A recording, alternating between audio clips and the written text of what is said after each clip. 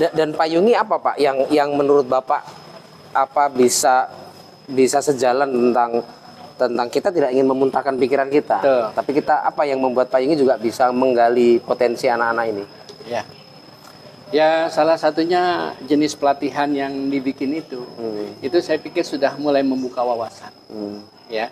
Dan yang kedua memang lingkungan yang terbina untuk melakukan sebuah usaha ya yang lebih familiar tapi juga memang mempertahankan kualitas makanan itu menjadi sesuatu hal yang memang tidak mudah didapatkan. Terus terang di beberapa tempat seperti kami di Cibinong, kita punya Gor Pakansari, itu tukang dagang banyak. Iya. Tapi tukang dagangnya juga tidak idealisme. Mereka hanya mencari uang saja, maka dagangannya tidak jauh dari barang jadi yang dibeli di pasar. Cuma sekedar itu, akhirnya kan juga tidak memiliki kekuatan jual. Tidak ada kualitas ya. Iya. Jadi seperti sekedar menjual produk junk food lah ya. Gitu. Nah, padahal kita punya banyak kuliner yang bisa digali dengan sehat dari berbagai suku ya. Bahkan ada cerita-cerita unik masa lalu kan ya. Ya ini yang tidak kami dapatkan ya. Ya kecuali di sini Pak Dharma saya dapatkan. Oke. Saya melihat gini, sekolah-sekolah yang mencoba mencari format itu adalah orang yang resah, Pak. Kan Pak Gun ini kan sedikit orang yang resah. Ya. Kita lihat kayak di politik kita ya. Pada akhirnya pendidikan itu kan juga mesti memperbaiki politik kan, Pak ya. Betul. Politik kita ini makin pragmatis. Betul. Ya kan? Bagaimana ya kita bisa menciptakan calon pemimpin-pemimpin yang juga dia punya ideologi yang jelas. Gitu. Jadi mereka tidak pragmatis gitu. Bagaimana tuh Pak? Kita melihat pendidikan ke depan juga bisa mempengaruhi politik, Pak. Ya. Sebetulnya sudah kita mulai dengan sekolah-sekolah yang model sekolah alternatif dalam bentuk sekolah Islam terpadu. Itu kan pada zamannya ketika lahir SD IT, SMP IT itu memang untuk membongkar kemapanan dengan zona amannya. Makanya pendidikan di situ ya kita tahu dulu yang menguasai dunia pendidikan itu ya kalangan non Islam yang begitu kuat. Tapi setelah berdirinya sekolah IT ini mulailah sekolah Islam itu memiliki panggung yang kuat juga gitu. Walaupun pada akhirnya ya tanpa kita sadari sesuatu yang kuat dan bagus itu memang membutuhkan biaya yang besar.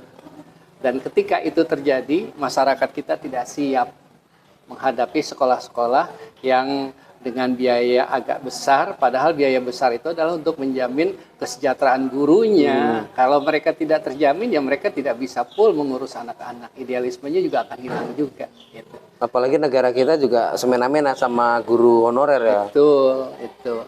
Nah, makanya ya kami berusaha dengan gaji standar. Gaji standar. Tapi kalau SMA IT kita udah mulai agak bagus, ya mendekati UMR.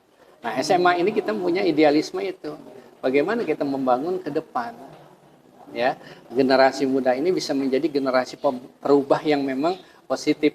Ya walaupun sedikit kami yakin, yang sedikit ini sebetulnya kalau dia punya idealisme itu lebih bagus ketimbang mereka pragmatis terus.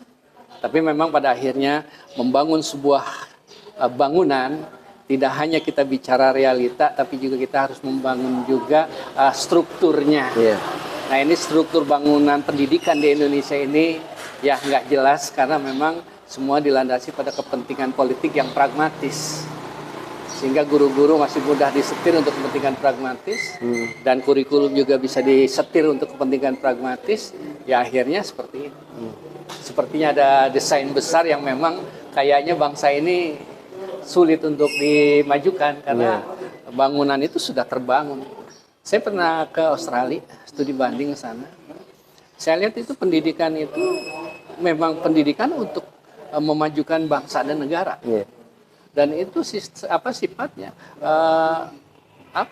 sistematis, kemudian juga berkelanjutan.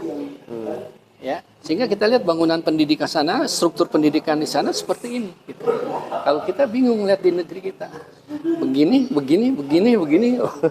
akhirnya kita lemes sendiri gini. Apa yang mau dicapai? Ya paling sekarang kita idealisme kita aja lah. Kita bikin sekolah sendiri, kita bangun idealisme kita. ya. Terlalu sibuk di administrasi pendidikannya ya Pak ya? Ya, Kejebak di rutinitasnya itu ya? betul. Karena memang mereka melihat pendidikan adalah ya bukan sebuah Wajah akreditasinya. Padahal tidak menjamin mutu ya? betul. Ya sekarang kan status disamakan misalnya. Iya. Mau disamakan dengan siapa?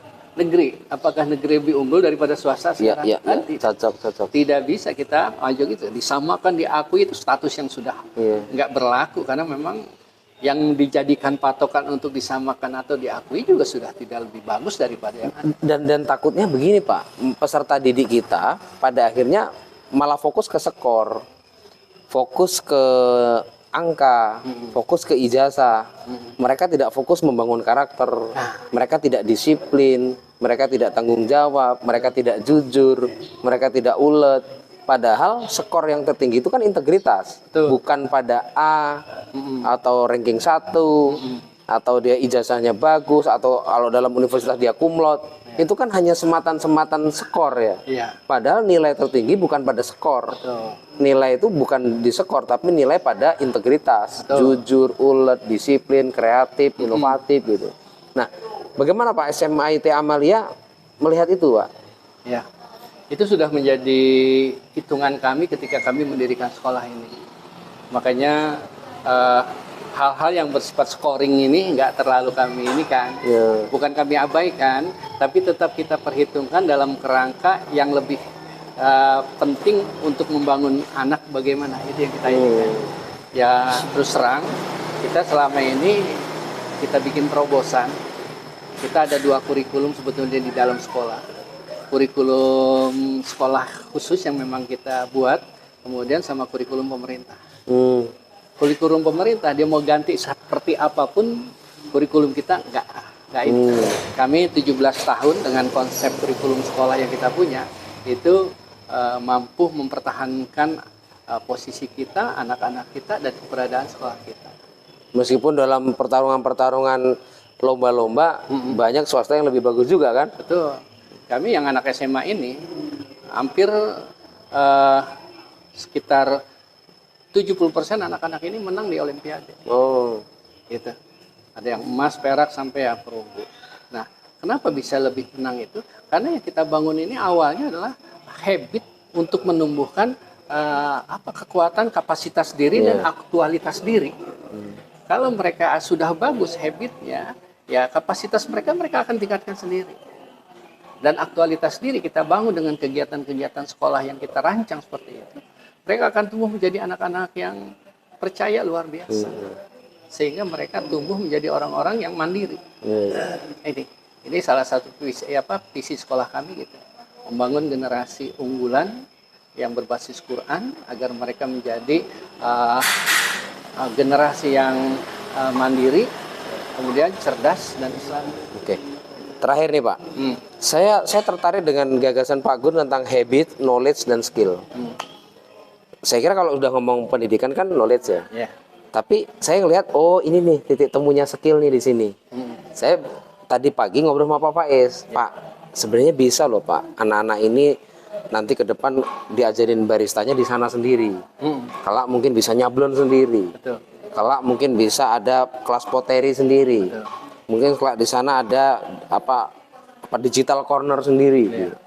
Jadi itu kan skill Pak. Betul. Jadi puncaknya adalah mereka tuh punya capability apa gitu. Iya. Nah workshop selama 2 hari ini kira-kira apa Pak yang ingin Bapak capai untuk mereka itu? Apakah mereka hanya sekedar tahu ataukah mungkin ini bisa ditanam sejak kelas 1? Iya.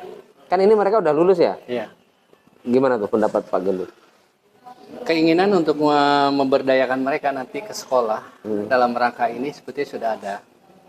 Tapi memang kami sedang merancang sekolah, bangunan-bangunan yang sedang kami bangun ini sekarang nih ada tempat-tempat yang seperti itu. Iya, iya. Kita bikin pantry, ya, dapur, kemudian lab selain itu ya. Kalau dulu kan sekolah labnya cuma lab IPA, Iya, iya. lab komputer. Kita sekarang sudah siapkan lab berupa dapur, ya, segala pertukangan dan sebagainya, agar mereka juga memiliki skill yang langsung seperti itu. Tapi memang kami lagi pikirkan kebutuhan ke depan apa. Karena yang namanya pendidikan, kita ambil pendapat dari Ali bin Abi Thalib, didiklah anakmu dengan ilmu yang dia hidup di zamannya. Iya, iya, iya. Ya, mungkin hari ini mereka bisa belajar digital marketing, mungkin ke depan akan beda lagi ilmu. Oke. Gitu. Tapi memang seperti yang kita pahami, didiklah anakmu dengan ilmu yang hidup di zamannya. Yang paling hakiki adalah agama. Ya, kalau mereka kuat di sini, ke depan apapun Itu perubahannya, ideologi itu. ya betul, ideologi, mereka akan siap menghadapi tantangan ke depan. Gitu. Ya, mudah-mudahan angkatan ini ya bisa menjadi pelopor, minimal mereka akan menyampaikan dulu lah gagasan-gagasan mereka sudah dapatkan, pengalaman-pengalaman dapatkan. Mungkin ke depannya mereka bisa menjadi pelopor untuk perubahan dalam rangka meningkatkan kualitas pendidikan. Gitu. Baik. Terima kasih teman-teman, terima kasih Pak Gun sudah menyimak obrolan kita ini tentang pendidikan. Bolehlah kita mengatakan ini pendidikan transformatif, pendidikan alternatif, tapi tujuan dari sekolah adalah memang untuk pendidikan. Ya. Tapi saya mengutip kata-kata Herbert Spencer. Herbert Spencer mengatakan bahwa tujuan pendidikan itu bukan pengetahuan, tapi tindakan. Terima kasih banyak. Bila bisa bilang Pastabikul Khairat. Assalamualaikum warahmatullahi wabarakatuh. Salam Pak Yung. Salam Pak Yung.